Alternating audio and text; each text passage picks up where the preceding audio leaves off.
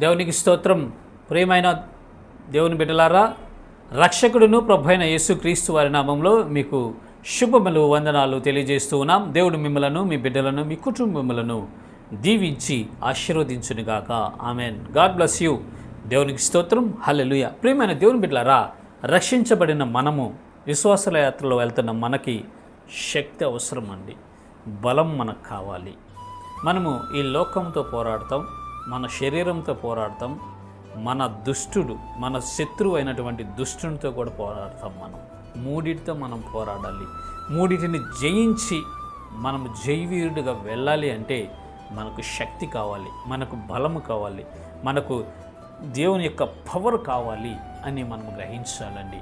అయితే ఆ శక్తి, ఆ ప్రభావము, ఆ బలం మనకు ఎక్కడి నుంచి కలుగుతుంది? ఎక్కడ మనం ఆ శక్తిని పొందుకోగలం? ఎవరిని బట్టి మనం ఆ శక్తిమంతులుగా మార్చబడతాము అని మనం ఒకసారి ఆలోచించినట్లయితే, ఎఫెసీయులకు రాసినటువంటి పత్రిక 6వ అధ్యాయము 10వ వచనములో దేవుడు ఈ రీతిగా రాయించి ఉన్నాడు. తుదకు ప్రభు యొక్క మహాశక్తిని బట్టి ఆయన యందు బలవంతులయ్యుండుడి. దేవునికి స్తోత్రం. హల్లెలూయా. ప్రభు యొక్క మహాశక్తిని బట్టి ఆయన యందు బలవంతులై ఉండాలంట. మనకి శక్తి కేంద్రం ఏంటంటే, మనకు శక్తి ప్రదాత ఎవరంటే, మనకు బలమునిచ్చువాడు ఎవరంటే మన దేవుడు, మన రక్షకుడైన యేసునాథుడు, పరిశుద్ధాత్ముడేనండి.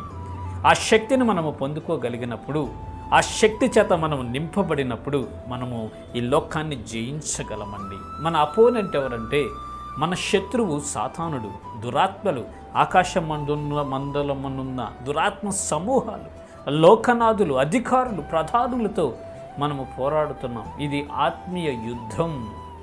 ఈ ఆత్మీయ యుద్ధములో మనము జయాన్ని పొందుకోవాలంటే ఈ మంటి శరీరమైన మనము బలహీనులము. మనము వాడి ముందు నిలవలేము. ఈ మన శక్తిని, మన సామర్థ్యాన్ని మనం ఆధారం చేసుకుంటే ఈజీగా ఓడిపోతామండి.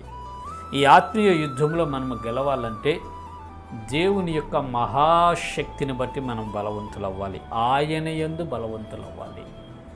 దేవుని యొక్క మహాశక్తి ఏంటంటే పరిశుద్ధాత్మ శక్తి. ఆ పరిశుద్ధాత్మ శక్తిని మనము పొందుకోగలిగినప్పుడు, హోలీ స్పిరిట్ చేత మనము నింపబడినప్పుడు, దేవుని ఆత్మచేత మనము నింపబడి దేవుని ఆత్మచేత మనము నడిపించబడుతూ ఉన్నప్పుడు అప్పుడు మనం విజేతలుగా మార్చబడతాం. ఆ దేవుని ఆత్మ మనలో ఉంటుంది కాబట్టి, దేవుని శక్తి మనలో ఉంటుంది కాబట్టి ఈ దురాత్మ సమూహాలను, ఈ లోకమును, ఈ లోకాశలను, మన శరీర కార్యాలను కూడా మనము జయించగలుగుతామండి. మన శరీరంను జయించడమే పెద్ద సవాలండి మనిషికి. ఆత్మ శరీరం ఆత్మకు విరోధంగా అపేక్షిస్తూ ఉంటాయి. అవి ఒకదానికొకటి వైరుధ్యం. శరీరము ఈ లోకాన్ని కోరుకుంటుంది, ఆత్మము దేవుణ్ణి కోరుకుంటుంది. ఈ రెండిటికి వ్యతిరేకమే. మనుష్యుడు మొదట జయించాల్సింది ఏంటంటే నీ శరీరాన్ని నువ్వు జయించాలి. ఓ ప్రియమైన సహోదరుడా, సహోదరి, నీ శరీరాన్ని నువ్వు జయించలేక పదే పాపంలో పడిపోతున్నావా? పదే అవిధేయతలకు వెళ్ళిపోతున్నావా? పదే అపవిత్రతలోకి నువ్వు వెళ్ళిపోతున్నావా? దేవునికి ఇష్టం లేనటువంటి పని చేస్తూ దేవుని దృష్టిలో అపరాధిగాను, నిర్దోషిగా కాకుండా దోషిగా ఉంటూ ఉన్నావా? ప్రియమైన సహోదరి, సహోదరుడా, దయచేసి గమనించండి. నీ శక్తి సరిపోదు.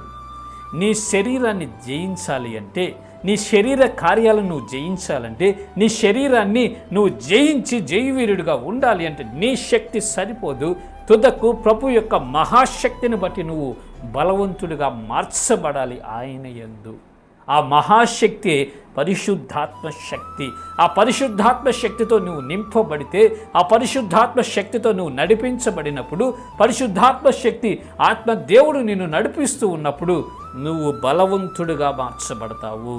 నువ్వు నీ శరీరాన్ని జయిస్తావు, ఈ లోకాన్ని జయిస్తావు, సాతానుని జయిస్తావు, అంధకార సంబంధమైన దురాత్మలన్నిటిని నువ్వు జయించి జయవీరుడిగా నువ్వు నిలబడతావు. ప్రియమైన సహోదరి, సహోదరుడా, దయచేసి గమనించండి.